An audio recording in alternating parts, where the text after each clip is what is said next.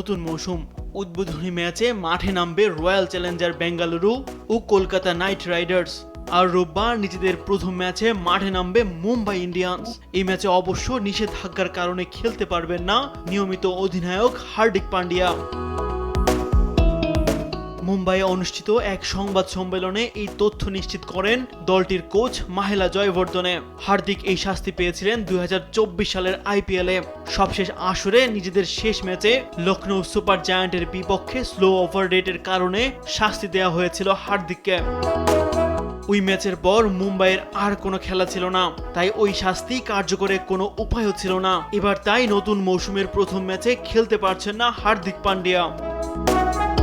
2024 আইপিএলে একই অপরাধ 3 বার করায় এক ম্যাচ নিষেধাজ্ঞায় পাশাপাশি বড় অঙ্কের জরিমানাও গুনতে হয়েছিল হার্দিককে। এবার আসরের উদ্বোধনী ম্যাচে তার অনুপস্থিতিতে সেই দায়িত্ব